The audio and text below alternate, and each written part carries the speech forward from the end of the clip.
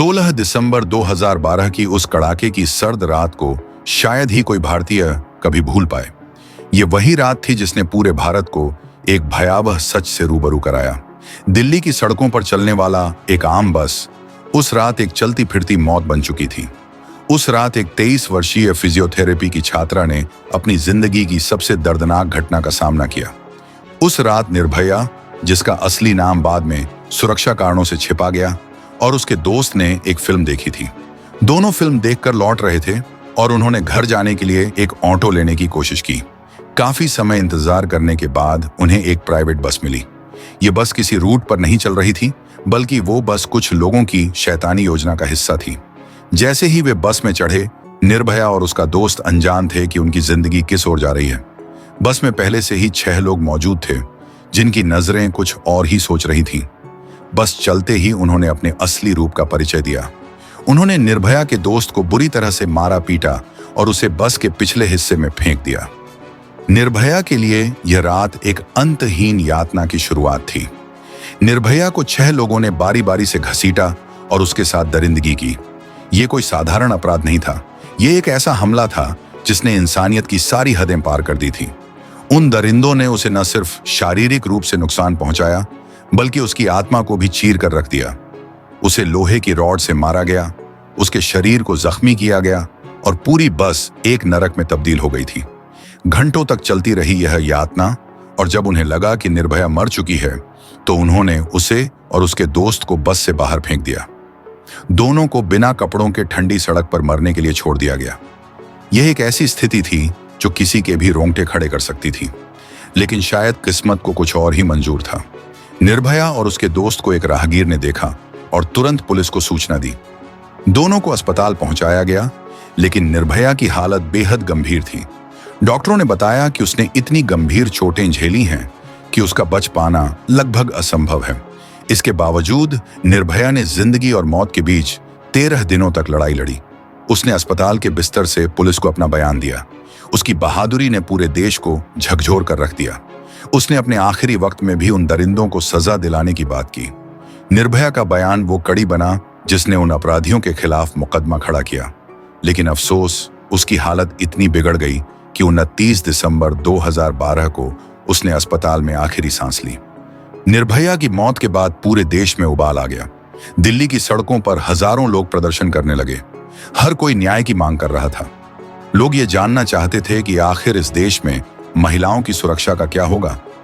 निर्भया की मौत के बाद देश के कोने कोने में प्रदर्शन हुए। लोगों ने कैंडल मार्च निकाले, सरकार पर दबाव बढ़ाया और पुलिस की कार्यप्रणाली पर सवाल खड़े किए। इस केस की जांच शुरू हुई। पुलिस ने तेजी से कार्रवाई करते हुए आरोपियों को गिरफ्तार कर लिया। आरोपियों की पहचान राम सिंह, मुकेश सिंह, पवन गुप्ता, विनय शर्मा, अक्षय ठाकुर और एक नाबालिग के रूप में हुई। पुलिस ने इन दरिंदों के खिलाफ साक्ष्य जुटाए और मामला कोर्ट में चला। कोर्ट में इस केस ने कई मोड़ लिए। आरोपियों के वकीलों ने कई बहाने बनाए, लेकिन सबूत इतने मजबूत थे कि उनका बच पाना मुश्किल था। केस तेजी से आगे बढ़ा और आखिरकार 2013 में सभी आरोपियों को दोषी करार दिया गया। 4 दोषियों को मौत की सजा सुनाई गई, जबकि एक नाबालिग को सुधार गृह भेजा गया। लेकिन इस कहानी का अंत इतना आसान नहीं था। फांसी की सजा सुनाने के बाद भी दोषियों के वकीलों ने लगातार अपील की। ये मामला सुप्रीम कोर्ट तक गया, जहां फिर से फांसी की सजा को बरकरार रखा गया। दोषियों ने कई बार राष्ट्रपति से दया याचिका दायर की, लेकिन हर बार उनकी याचिका खारिज कर दी गई।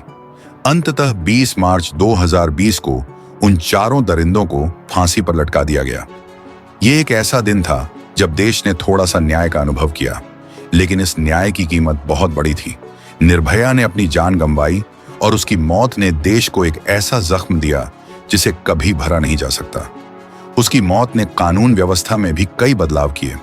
महिलाओं की सुरक्षा को लेकर नए कानून बने। रेप मामलों में सख्त सजा देने के प्रावधान किए गए। निर्भया फंड की स्थापना की गई ताकि महिलाओं की सुरक्षा के लिए धन उपलब्ध हो सके। हालांकि निर्भया का संघर्ष केवल एक व्यक्ति का नहीं था।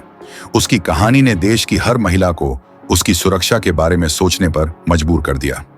उसकी बहादुरी ने लाखों लड़कियों को प्रेरणा दी कि वे अपनी आवाज उठाएं और अन्याय के खिलाफ लड़ें।